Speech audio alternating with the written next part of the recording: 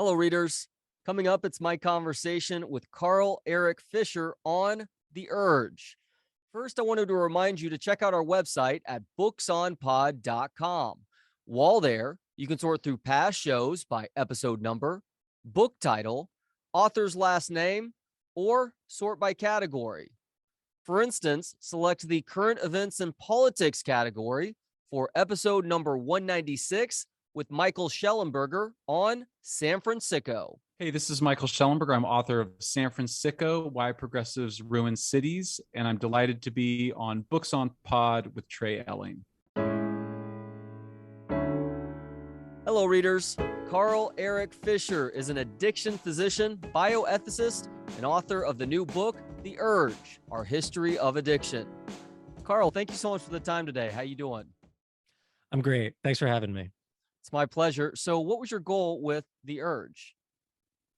So The Urge was the book that I wanted for myself, and I couldn't find when I was at a time early in my own recovery from alcoholism and other drugs. And I wanted something beyond medicine and science.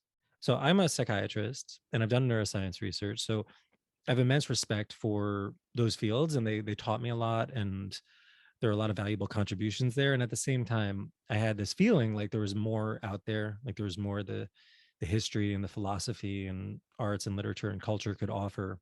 So I started looking around, and I couldn't find a book that looked at addiction across different times in different cultures and tried to put it together in one volume. So as I started writing that book, and the more I got into it, the more I realized that addiction is also deeply personal. It was really closely related to my own background and upbringing, and that was part of the reason I brought in my personal story too. As far as the term itself, when and why did addiction come to be, the word addiction? Yeah, I thanks for asking, because I love the origin of the word, because language is so powerful in shaping our understandings of psychology and of ourselves. The word addiction first entered the English language about 500 years ago.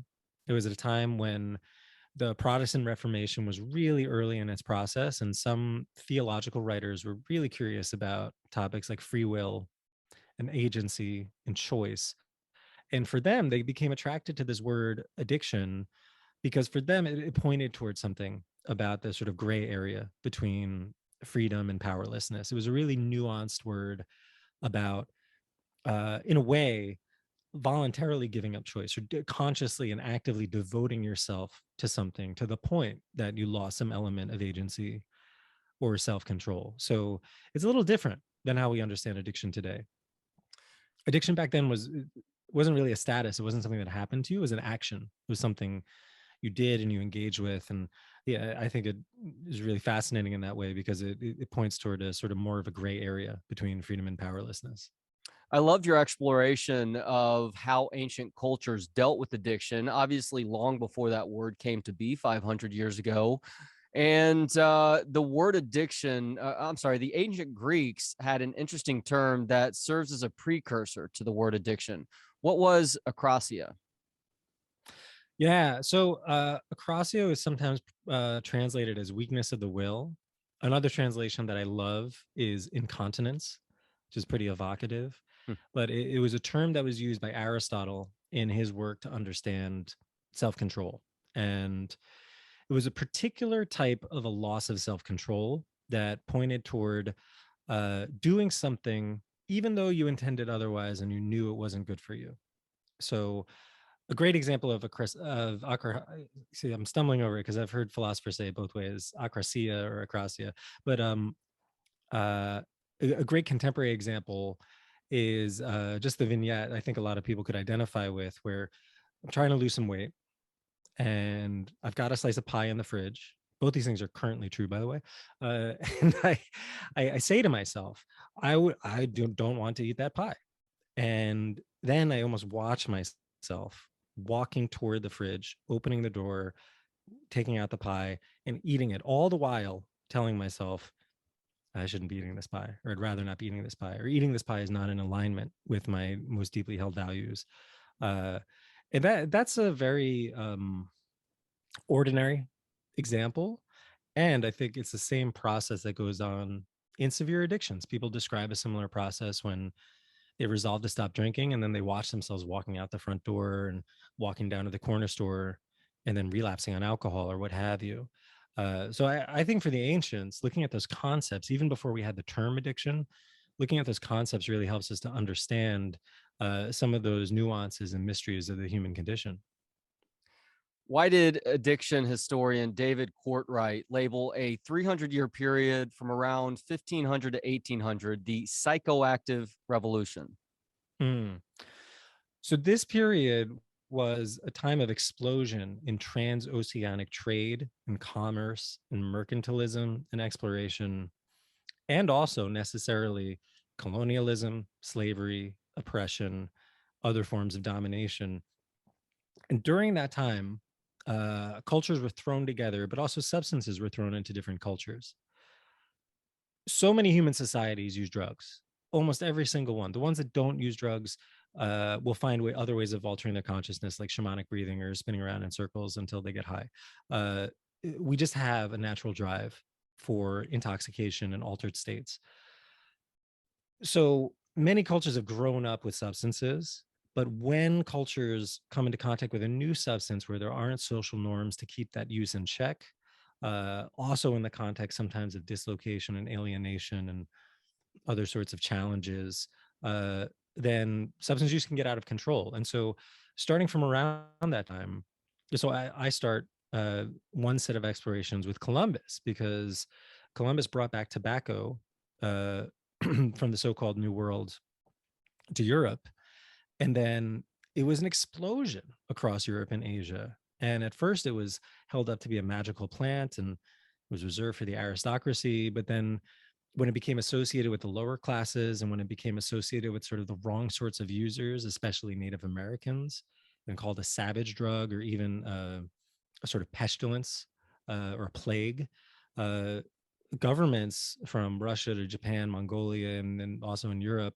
had these really powerful crackdowns, like cutting off noses or the death penalty for using tobacco, which is notable because obviously they didn't have a sense of the health risks back then. They didn't have studies about cancer. They didn't have ideas about COPD or chronic obstructive pulmonary disease. It was an idea about a drug as a sort of contagion, which comes from what you were asking about, that psychoactive revolution, where these revolutionary contacts with other substances set off a wave of epidemics, epidemic after epidemic after epidemic of drugs that have really recurred from 500 years ago to the present. Speaking of, why were women supposedly spontaneously combusting in mid 18th century London? Love that example. So in that time period in London, there was something called the gin craze. And the gin craze is a beautiful example of some of the forces involved in drug epidemics. Traditionally, what happens when a society has a drug epidemic is they want to assign a villain. So it could be a bad drug, or it could be a bad drug company, or it could be the wrong sorts of users, or it could be something sick with society, something broken or troubled or suffering about society. And the real answer is that the causes of epidemics truly lie across multiple levels, and we have to take a step backward and appreciate all of them if we're to have any hope of understanding them and responding to them effectively. And that holds just as true in today's opioid overdose crisis.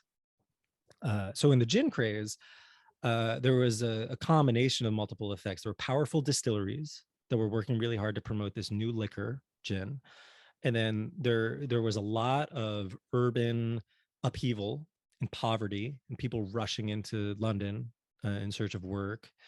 And there was also the substance. So gin is not new for people around that time period, but it was functionally new in the sense that it was a powerful liquor that was widely available in a way that alcohol wasn't available before. So people were just incensed by it, and there was a massive moral panic about gin. And one of the ways that panic sort of translated itself into popular culture is worries about women just spontaneously combusting, to the point where it even made it into some Charles Dickens novels. That is insane. Benjamin Rush was incredibly accomplished, a signer of the Declaration of Independence, Surgeon General of the Continental Army, a man labeled as the father of American psychiatry, and one of the world's first influential figures to argue that addiction is a disease. How did he come to this conclusion, Carl? And do you believe that in some way, shape, or form, addiction is a disease? Yeah, Benjamin Rush talked about disease. It's important to note that his disease is different than our disease. And the way he talked about addiction is different than the way we talked about addiction. Because one of the big lessons of the book is that addiction is not like some tumor or molecule that sits outside of the historical process.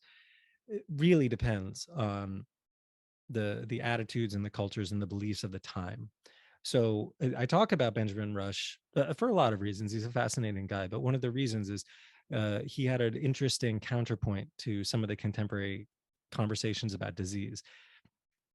He labeled habitual drunkenness a type of disease, but also was really focused on the social and the political and the economic forces that drive the problem of habitual drunkenness. Back in his time, around the time of the American Revolutionary War and afterward, America was in the midst of a huge alcohol epidemic. And so much so that foreign observers would visit from Europe and say, hey, these Americans have a real problem here. And Rush didn't use disease to say it's all in the brain. He didn't say that alcohol is some sort of invading toxin that takes you over and hijacks you. He recognized across multiple levels at the same time that he didn't even use the word addiction, but what we would today call addiction exists at the physical level. There are definite real physical effects, but also the personal, human, psychological level, the cultural level, the economic level, so forth and so on. And so I am really cautious about the word disease right now. I think that, I go on, it's a major theme in the book, and I return to it over and over again, precisely because I don't really know how I feel about disease other than it's a big, messy concept with a lot of other ideas associated with it. Some people use it in a helpful way. And I think disease can be a sort of model for making sense of one's limitations. But then we also have many, many examples throughout history and in the present of an extreme view of disease that says the causes are best located in biology, or that the medical profession is the ultimate authority about what to do about addiction. And I think those types of ideas are misleading. So throughout the book, I try to call attention and just pause and look a little deeper at what we mean by disease.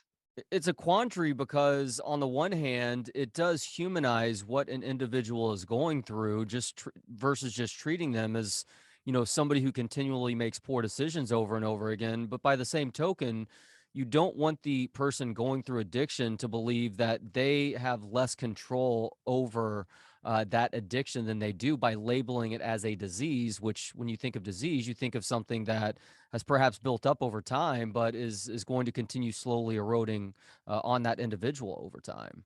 Yeah, yeah, it's a double-edged sword for sure. That's what I hear you saying, is it's double-edged sword. Yeah. And there's so many examples of this. So Beth Macy, the writer of Dope Sick, has chronicled examples of people using disease language to win over more compassionate interventions in, these are grassroots activists. David Sheff, who wrote Beautiful Boy, talks about his son and how the disease idea helped him to adopt a more compassionate attitude toward his son. And so those are, I think, a very defensible kind of facet of this, complicated stone of disease that we have. That addiction is something that's deserving of care and compassion. It's a real thing that deserves support. Um, but then on a personal level, both of my parents had troubles with alcoholism too. And for my mother, for example, the notion of disease turned her off, and I think was a major barrier to her recovery, because she said, I'm not the sick one. Look at your father, he's worse than me. Mm. And that really kept her from getting care and treatment for a long time, as she acknowledged later in her life. So I think that we have to be very careful about the way we use disease, and if nothing else, it's a good opportunity to say time out. What do we actually mean by disease? Because sometimes the sort of motivating ideas or the hidden assumptions might be helpful, and they might be wholesome, and they might be compassionate, but other times they might be misleading. So Aristotle and Plato thought of the word temperance as this idea of moderation, equilibrium, or harmony. When did it go from that to this concept of total abstinence, and why did it happen that way? Yeah, the American temperance movement was such a fascinating episode in American history when this movement against alcohol in the earlier part and then stretching through a long time of the 19th century. So starting maybe 1810s, 1820s, 1830s, people became really concerned about that alcohol epidemic that I mentioned earlier. So American drinking was at a huge level, much higher than it is now, even though today a lot of people would argue it's a very high level. It causes a huge burden of disease, a lot of medical problems from our current consumption of alcohol. But it was even worse back then for some of the reasons we already discussed. And there were these movements afoot to try to raise consciousness about the problems of alcohol and encourage temperance. But over time, that movement hardened and became more extreme in seeking the total abolition of alcohol. And one of the big historical surprises actually was the biggest drop in American drinking did not come during Prohibition. Everyone knows about Prohibition, 1920s, the actual constitutional amendment to ban alcohol. But a bigger drop was occasioned back in the 1820s just by changing hearts and minds, just by concerted effort, primarily by religious evangelicals who were out there basically stumping, giving speeches, organizing in small groups at a grassroots level too, to raise awareness about the dangers of alcohol. It morphed into sort of a possession narrative. So as things got more extreme, it became a story about demon rum and a story about how alcohol takes you over and controls you. It sort of put the agency in the substance itself. So I argue about how that can be a dangerous route to take because it loses sight of the human factors and the social factors and all the rest. So yeah, it's a funny quirk of American history that this word that meant moderation and balance came to mean total abstinence. And at the same time, America was also starting to go through its first opioid epidemic. A lot of people don't realize that. Why was America's first opioid epidemic something that was really firing up in the mid to late 1800s? Yeah, we've had multiple opioid epidemics. And as you say, the first one really hit around the time of the Civil War. And just like those other epidemics we talked about, there are multiple causes. There was the stress and the trauma of the war itself, but there was also advances in medical technology that led to the purification and to the distribution of morphine. And that purified form of opium became widely available, especially in the United States, where there was a very competitive and entrepreneurial and relatively deregulated market. And one of the key things about the American experience is that there was something uniquely American about that opioid epidemic, because some European countries, they were experiencing morphine too, and they did have problems with addiction, but they had some of those similar forces acting on them. There were wars in Europe, and there was medical entrepreneurialism there too. But there's something about the American character and the American relationship to substances that seem to be a little more significant, because there is some evidence that rates of morphine problems were higher in the United States around that time. And a lot of that has to do with the American focus on individualism. A lot of that has to do with the fact that America is a young country and we're still sort of like rootless and disconnected. And I think also we have a legacy of a particular type of relationship to the self and to self-control that sometimes gets in our way. In the late 1800s and early 1900s, cocaine was a popular drug in America, on par with coffee and tea, according to your book. So, how did its affiliation with Black Americans change all of that? Hmm. Yeah. Late 19th to early 20th century America was rocked by a series of moral panics about drugs. And one of the most important ones was about black use of cocaine. Other ones are xenophobic reactions to Chinese immigrants in the West and their association with opium.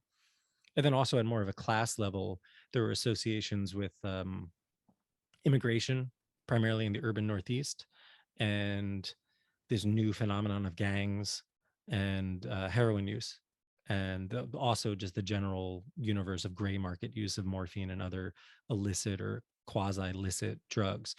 In the Black experience with cocaine, as you say, cocaine started off as a sort of middle-class drug. It was widely available. It was used across the country, but in post-Civil War America, in the context of these broader fears about blackness, about the dangerousness of black bodies, about uh, fears about equality of black use. The stories about the drug became really effective ways of exercising control and justifying controls on black people and heightening police presence in general. There's even some notion, some evidence that the 38 special, the 38 caliber pistol, was in part inspired by worries about so-called cocainized black people who had superhuman strength and couldn't be stopped by a lower caliber bullet. So all of those forces, the white supremacy and racism and moral panics, sort of gathered steam in the late 19th and early 20th century to inaugurate the first war on drugs. People sometimes date the war on drugs to Nixon in the 1970s. It's true, he did put a name on it, and that was an important episode in American history. But really, we can find evidence of it much earlier in some of these forces we're talking about now. And you also saw this strategy carry over to the demonization of marijuana in the 19 teens and 20s, where they were making claims, once again, demonizing the drug by using a group of people that unfortunately has been exploited throughout their history, saying that marijuana caused dark-skinned men to want to rape white women. Yeah. The fascinating thing about marijuana is that it's a particular example of the political expediency of a compound, because the people in the Federal Bureau of Narcotics didn't even care that much about cannabis back then. But then when they saw that it was getting traction in the context of this panics about drugs, then they latched onto it as a way of advancing their agenda and getting more funding. And it's only now that we're starting to unravel some of that criminalization, as we know.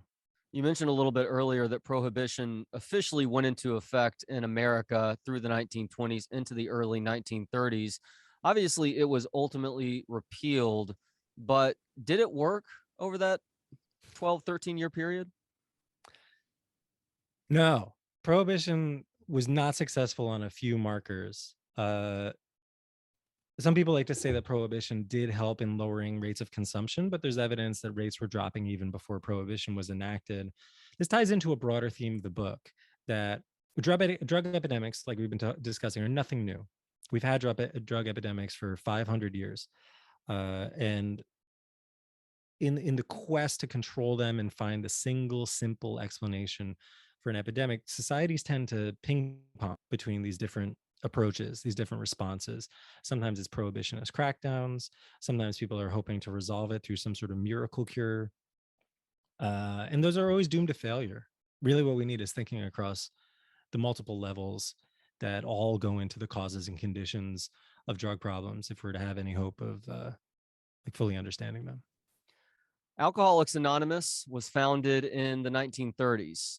Most people know of Bill Wilson as the founder of AA, but who was Margaret Marty Mann, and why is she an unsung hero with the rise of this popular alcohol addiction group?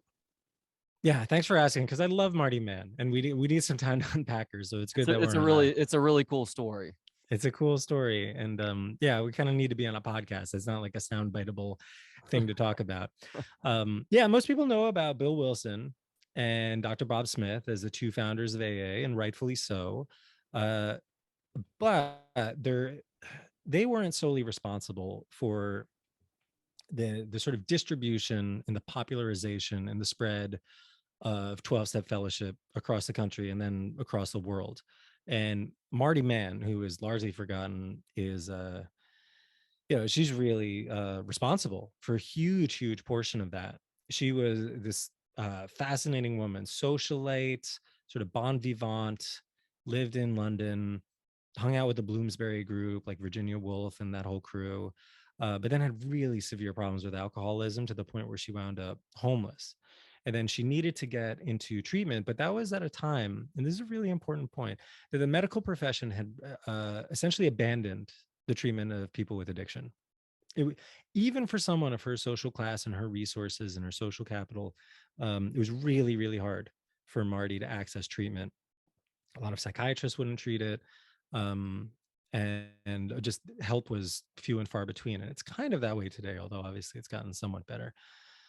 So she eventually wound up in an asylum where, just by a stroke of luck, she got connected to some of the early founders of AA before the big book was even published. Like the head psychiatrist got essentially a pre-publication book, pre-publication copy of the big book.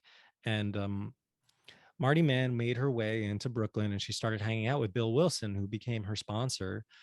And the Fellowship of AA was getting up and getting started, and it was sort of developing itself. But Marty had this sort of drive to do more. She had this sense that alcoholism is this huge problem.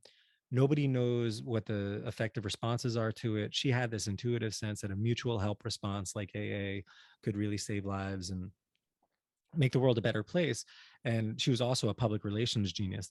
That was her day job. So she came up with this idea of making a huge nationwide campaign to spread ideas about alcoholism as something that deserved care and compassion and medical treatment. And that I could talk for hours about her, but I'll just say the last thing, which is I think she has a really complicated legacy. This gets back to what we were talking about disease, where Marty Mann saved countless lives. She advocated for insurance coverage for addiction. She raised the profile of addiction treatment at a time that the medical profession was still very hands off.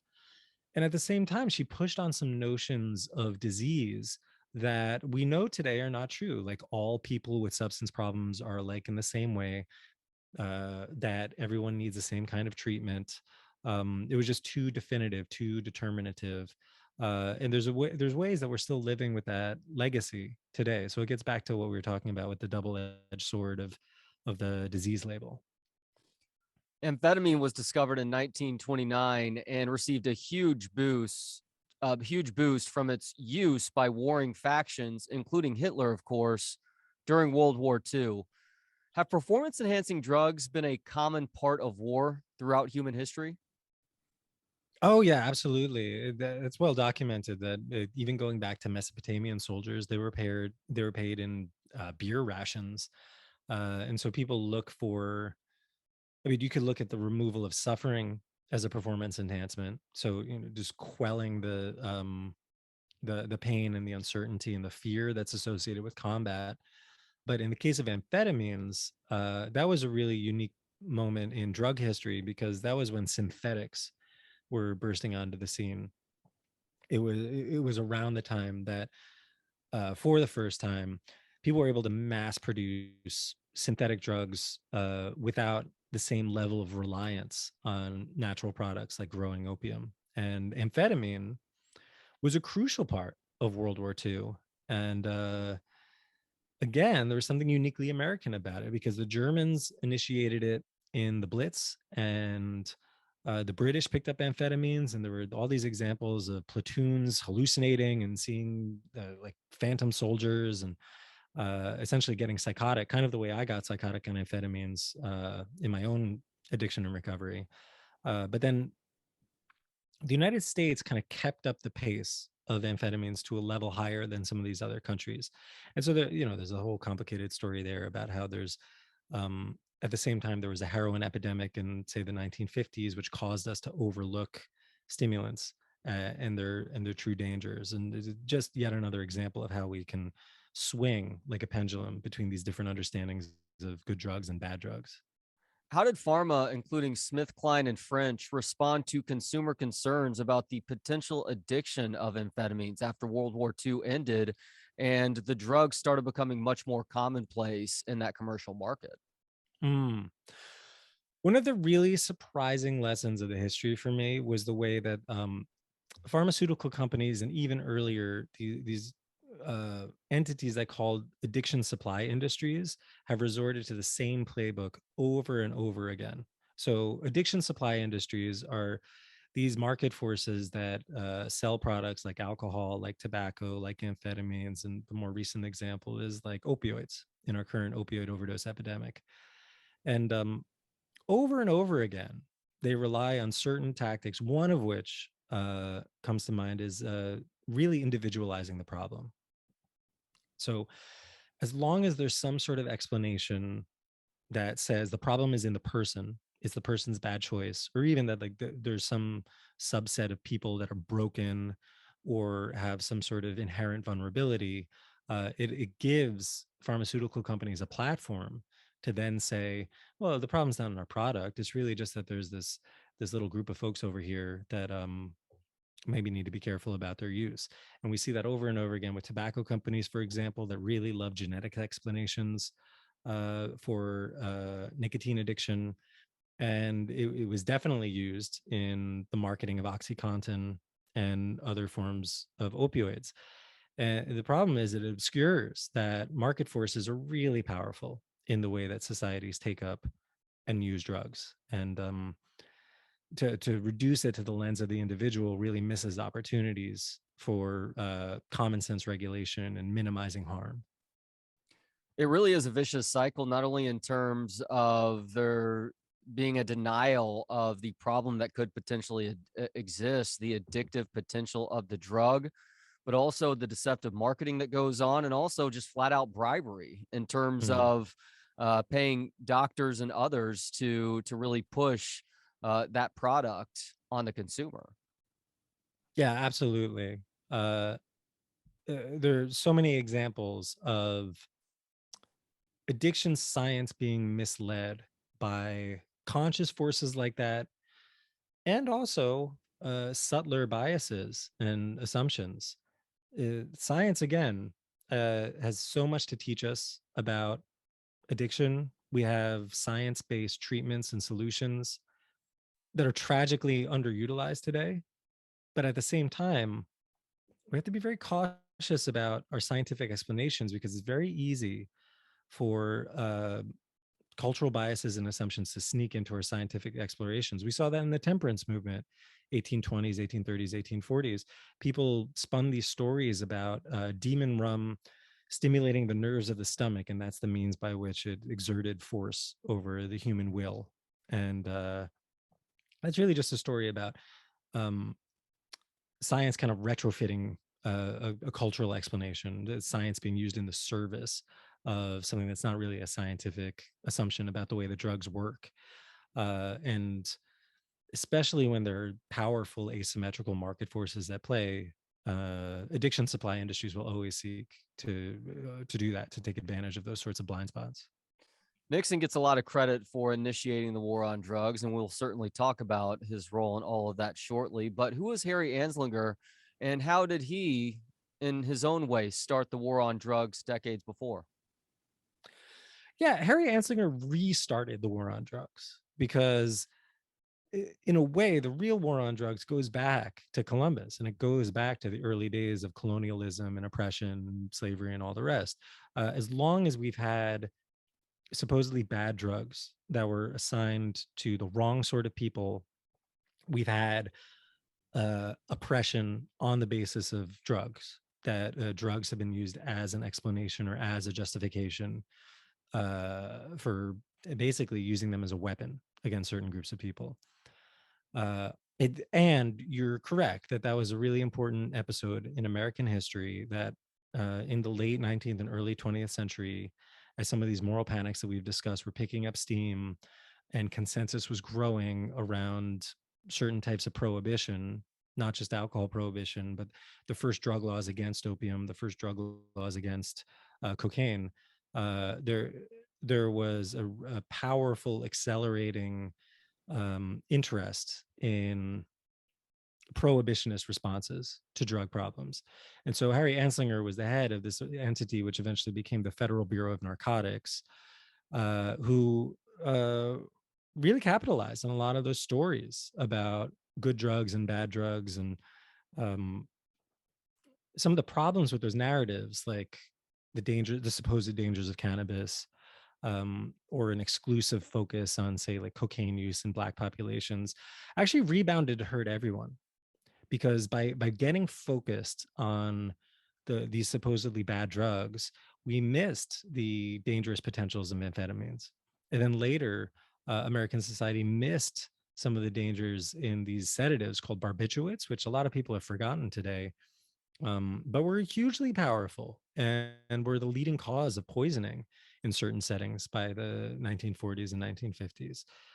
So I think there's sort of like a selfish motivation. There's a case for a self-interested skepticism about good drugs and bad drugs, because they can really mislead us in terms of understanding what the true harms of drugs are. It was mind blowing to learn that merely being addicted to a drug was illegal in many states from the 1920s until the early 1960s.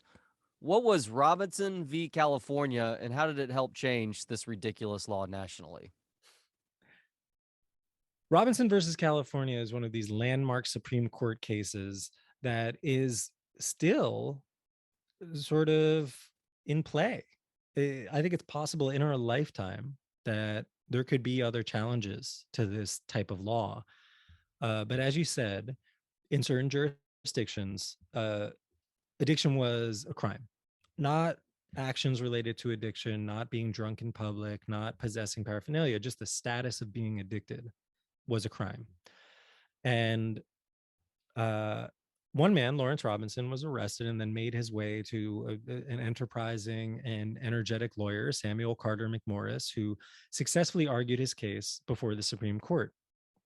And he argued that it was cruel and unusual punishment, and that we should not punish the status of addiction. And it was a very narrow ruling, but the court ultimately decided that this was correct, that you could not punish addiction as a crime. Now, the interesting thing about that is there have been subsequent challenges and there have been subsequent sort of nuances to that law. So, for example, you can punish somebody for, say, public drunkenness in jurisdictions. That was tested about 10 years later. And at the time, people thought that that actually wouldn't prevail, that that public drunkenness would be deemed, or statutes punishing public drunkenness would be deemed unconstitutional, because it would be as if we were punishing addiction. But to this day, these are sorts of test cases for that funny space between free will and compulsion. To this day, the medical profession and the legal profession doesn't quite know what to do about some of these volitional actions associated with addiction. It's hard to make a distinction between, say, for example, an irresistible impulse and an impulse that someone simply didn't resist. And I think that the contemporary discussion gets narrowed in an unhelpful way sometimes when we talk about addiction as if it's some sort of binary between totally free choice on one end and then compulsion on the other end. Just like those early Protestant writers were talking about 500 years ago, there's this gray area in between choice and compulsion where maybe there's an element of choice, but it's a disordered choice. There's a problem with choice. And I think it's a problem we're still struggling with today. So, after this ruling, and perhaps not as a result, but I think it's very coincidental that it happens like this, the U.S. began handling addiction compassionately once again throughout the rest of the 1960s. But that changed when Nixon fired up his war on drugs in 1971. Now, did I read correctly that his war on drugs initially attempted to help addicts with treatment? And if that's correct, what ultimately changed there? Yeah, Nixon was called the first therapeutic president by one scholar.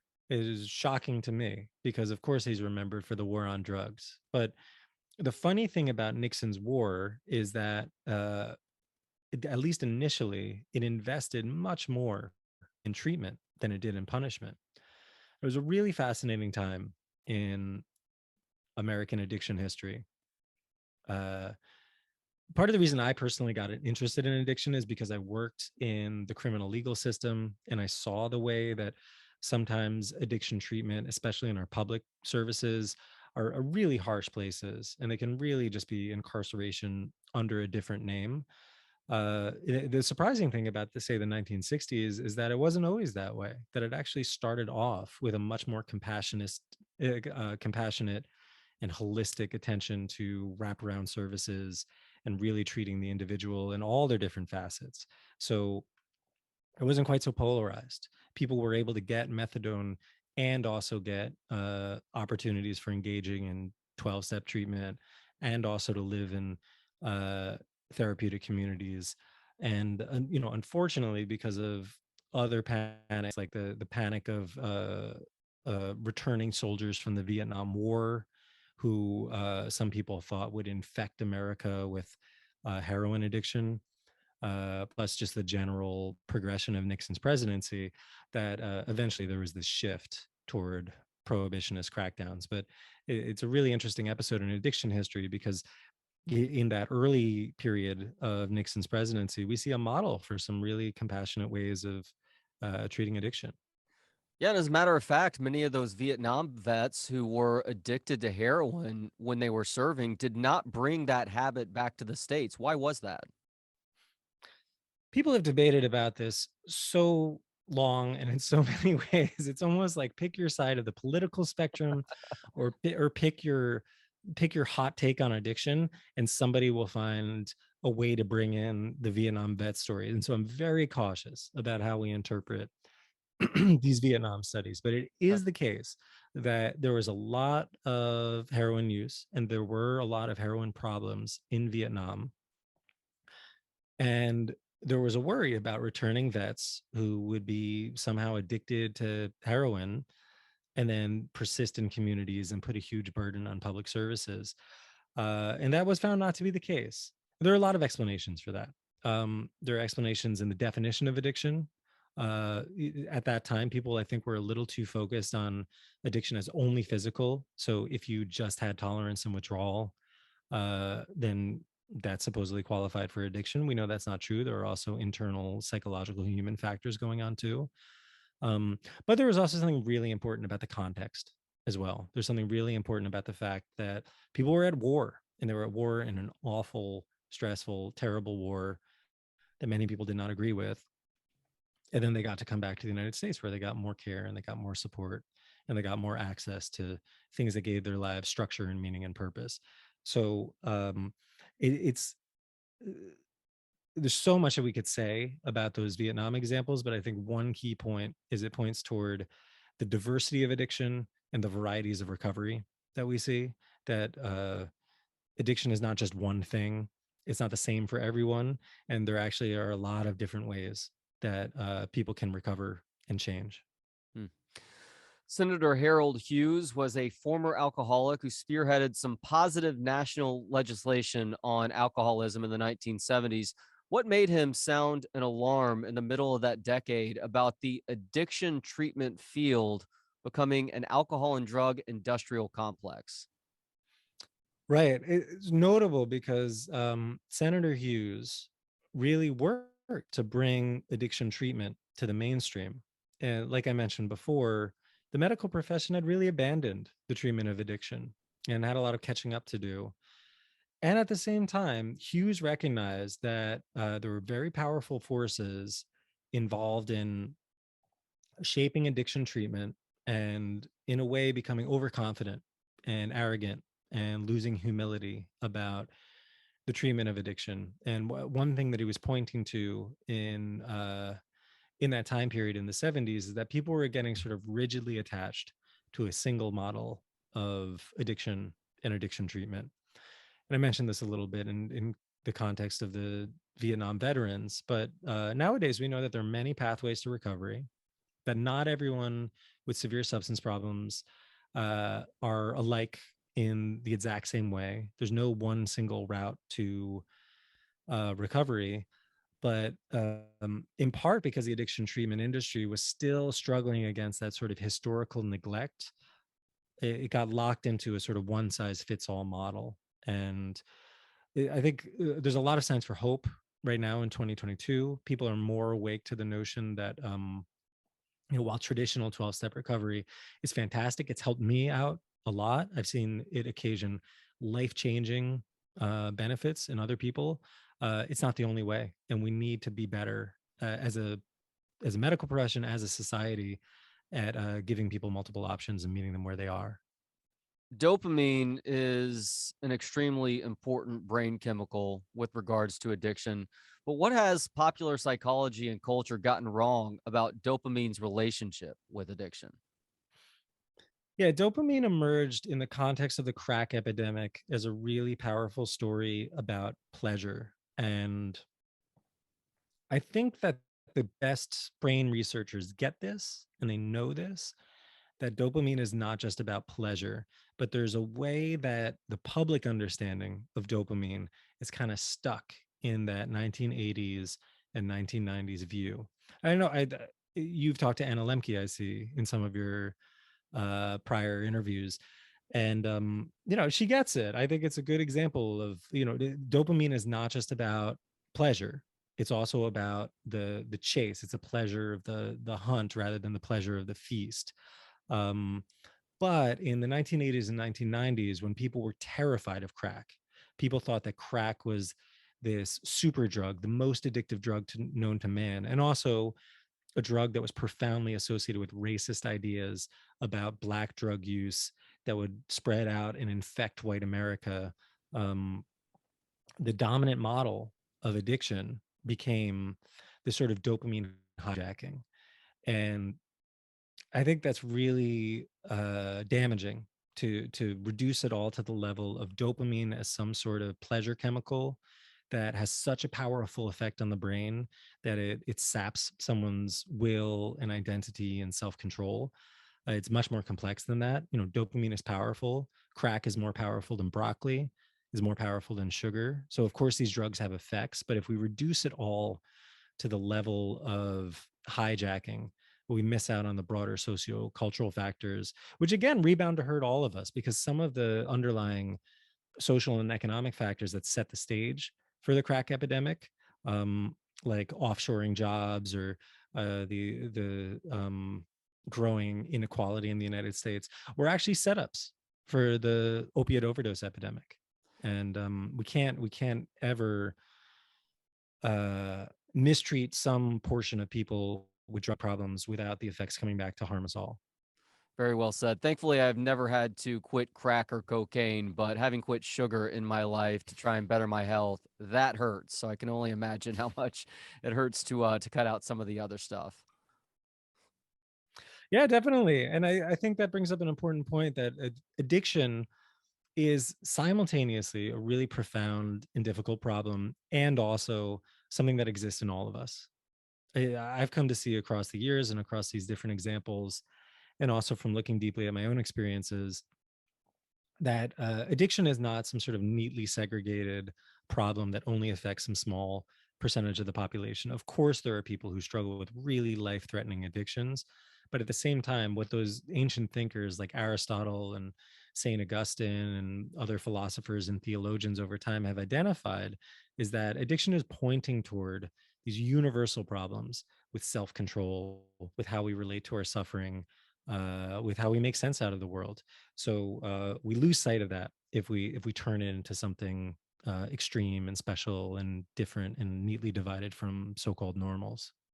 Former First Lady Betty Ford sought help for her substance abuse issues after her family organized an intervention, which ultimately led to the opening of the Betty Ford Center.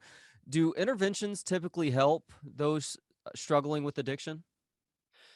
So now that I'm an addiction psychiatrist, I work with people who sometimes get interventions, and it's helpful. But we have to be very careful about interventions because they can be done in different ways, and sometimes it can be harmful too. So the classic sort of stereotypical model of an intervention is really harsh, is really challenging. There's tough love. pull it together, or you're out on the street, we'll cut you off. Sometimes that's enabled by this notion of rock bottom, meaning that we should actually help people reach their rock bottom so they can rebound and see the light and enter into recovery. And some of those principles are really harmful because we have good evidence today that uh, we have to be very careful about withdrawing care and support. There are ways of helping and supporting people, whether it's a loved one, son, daughter, family, friend. Um, there are ways of supporting people like that without so-called enabling them. That doesn't mean it doesn't take incredible discernment and wisdom to think about, am I truly helping in a genuine way? Sometimes it's necessary to step back and say, I'm going to uh, allow this problem to run its course and give someone the opportunity to face the natural consequences of their use. But that has to be done very carefully. And I think often it's useful to have help, maybe from a professional, maybe just from peer support. Uh, but all of this is to say that interventions are really part of the cultural landscape. They're sort of inescapable. I wouldn't say they're good or bad, but it's just a call to really look deeply into what we're doing and what we're hoping to achieve. What is harm reduction, and how might that help with drug addiction? Yeah, harm reduction is one of these polarizing terms that, like the word disease, like the word addiction, like the word epidemic, it's useful to hit the pause button and look deeply at what we mean by it. In one sense, putting on a mask to prevent the spread of COVID is harm reduction, or putting on a seatbelt when you get in a car is harm reduction. So harm reduction could refer to very simple, concrete strategies that reduce the risk of harm. In the context of drugs, that means just doing what it takes to reduce the harms of, say, injection drug using. That might be distributing clean needles, so that reduces the risk of transmissible diseases. It could mean, as New York City is piloting right now, overdose prevention sites, which are safe, clean, professionally monitored spaces where people can have access to sterile drug supplies. And if they get into trouble, if they overdose, if they happen to get a batch of drugs that's poisoned with fentanyl effectively, then they can be resuscitated. And also you get an opportunity to engage someone and bring them into treatment. But harm reduction has also been used as a sort of organizing philosophy. It's also a way of thinking about totally flipping the script on how we think about drug policy. So rather than making our yardstick controlling use or making people abstinent or making people stop, what if we made our yardstick how people are doing? How are they functioning in life? What do they need in this moment to get better? And the beautiful thing about harm reduction, and I see examples of this, I describe it in the 1980s, but also their precursors, say in the 1920s, when people were getting regulated, careful doses of morphine to manage their heroin addictions, and even much earlier than that. Harm reduction doesn't need to be in opposition to abstinence. It doesn't need to be in opposition to things like AA or other 12-step programs. Harm reduction interventions, like I've just described, can also be a place where people can be engaged and be offered the opportunity to pursue their other sources of help, and to exercise self-determination in other important ways. Now is the part of the interview, Carl, where I admit how jealous I am that I'm speaking with you from Austin, Texas, but you are in Portugal right now. I hope at Yeah. some point during your stay, you're able to make it over to Nazaré, since it is surf season right now, to see those big wave surfers do their thing. But a lot of people think of Portugal, they think of the decriminalization of small amounts of drugs. And this is something that happened, I believe, at the turn of the century. That begs the question, does decriminalization or even legalization help with addiction? That's why I'm here, is to study this phenomenon. Like you said, Portugal did a really good job of dealing with some serious drug problems not too long ago. And one element of their response was decriminalizing small amounts of drugs for personal use. But the problem with that narrative is sometimes people miss out everything else that Portugal did, Hmm. as if they just kind of flipped the switch They decriminalized drugs, and then things got better. And nothing could be further from the truth. My understanding so far, and I'm only starting to get my feet wet here, is that decriminalization was also paired with really progressive and beautiful investments in social services, not just housing and not just money, but also prioritizing employment and connection and community, and giving people the opportunity for work as a way of making meaning and structure in their lives. And I think that's an important point about drug policy across the ages that I've seen over and over again in looking at these drug epidemics that have plagued us for 500 years on, is that it's never just one thing. It's never just one little lever that we pull. It's complicated, and frankly, it sucks that we have to be this careful about it.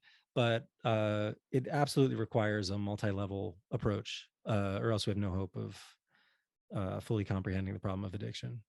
It's so important that we as individuals stress the nuance of an issue. And it could be just about anything that gets discussed either by people face to face or on social media right now, versus thinking of things in this binary manner, which is, I think, gotten us in trouble and unfortunately taken us to the place where we are right now, where it's even hard to have these conversations. Because as soon as you espouse an opinion that's different from somebody else, they're looking to place a label on you to try and discredit you. And perhaps the idea of addiction is not as politicized as, well, whether we're talking about COVID uh, or the big Build Back Better plan or something completely different altogether. But the nuance is the key to us coming together to find solutions. I couldn't agree more. I have a lot of hope for people coming together around the problem of addiction. We just passed 100,000 opioid overdose deaths in a single year. It's a terrible milestone. I wrote a psychiatric paper just a couple years ago when I said something like, "Oh, it's 74,000, and that's an awful record." And in just a few short years, we're talking about another 25,000 deaths, not to mention all of the other harms associated with addiction, not to mention alcohol, not to mention tobacco, which is still a huge problem and causes a huge burden of disease. But the hopeful thing is that I think when people have a personal experience in themselves or in their family, and they gather together to share their stories and to seek action, as some people have done, say for example in the case of the opioid litigation, which is still ongoing right now, people can really build bridges. I've heard from activists on the ground who say, this person was on that end of the political spectrum, that person was on the other end of the political spectrum, but they could unite around this single important human factor that human life matters, and that this is a real problem, and we need to find ways of zeroing in on the concrete practices and understandings that can save lives today. Are you optimistic about the current state of the U.S. addiction treatment system? Yes and no. I think that the paradigm is changing, and more people are coming forward to share their stories of addiction recovery, and I think that's essential for unraveling stigma. And there's more receptiveness to some of the harm reduction practices that we've discussed, but we still have so far to go. Addiction is still artificially walled off from the rest of treatment. Even when I was in psychiatric residency, when I was in recovery myself, I saw people coming into our clinic who were less severe than I was at my worst use, and we couldn't admit them because they supposedly had a substance problem. They had to go over to a different clinic. And we still have that sort of artificial separation of care. And, I think there are technocratic changes that we can do to make that better. There are ways that leadership is already acting to mainstream addiction care and sort of bring it into a sort of more integrated model. But really, bottom line, we need change in consciousness. We need people to change the way they think about addiction. And that's not just medicine. It's also culture. It's also society. It's also mutual help recovery and the sorts of spiritual and personal development that people are often searching for and have associated with addiction recovery since time immemorial. So I am hopeful, and we still have a lot of work ahead of us, and we have to work hard. Completely agreed. All right, last question, Carl. You said at the start of this conversation that your goal in writing this book was a little bit selfish. You wanted to try and better understand your own journey with addiction. So now that the book is complete and it's out there, were there any epiphanies that you encountered throughout the process of writing The Urge? There were a bunch, but I would have to say the one that's coming to mind right now is this notion of different varieties of recovery. Because I'm a striver, I'm an achiever. I want to get the A plus. I want to do things the right way. And I was mandated to a particular type of old school, somewhat confrontational treatment. And I received a notion that I wasn't necessarily doing it the right way, or I could be doing it in a better way. And eventually I made my home to Buddhist recovery, which is not traditional 12-step based, but is not in opposition to it either. It's just a different variety. And I think there are a lot of people like me out there who have found ways of coping with even terrible and extreme substance use problems and are walking around with shame, because even within the recovery community, we have a lot of internalized stigma. And I think there are ways that we are unnecessarily polarized. And if there's anything I'm hoping to do, it's to seek ways of building bridges and overcoming those sorts of false distinctions that divide us, because really there's no need for a lot of the sort of sniping and wars that we sometimes see within addiction policy and addiction recovery. Well, Carl, I'm just one guy in Texas, but you get an A plus on this end for The Urge. I think it is a wonderful weaving of your own heartfelt personal story of going through the struggles of addiction, while also combining that with a fascinating look at the history of addiction, going back to ancient times, of course, covering modern days as well. Congratulations on The Urge, Our History of Addiction. And thank you so much for the time today and talking about it. Thanks so much, Trey. It's been a real pleasure, and I appreciate the kind words. Thanks to Gentleman Jesus for the intro and outro music. Hear more of his work at gentlemanjesus.com.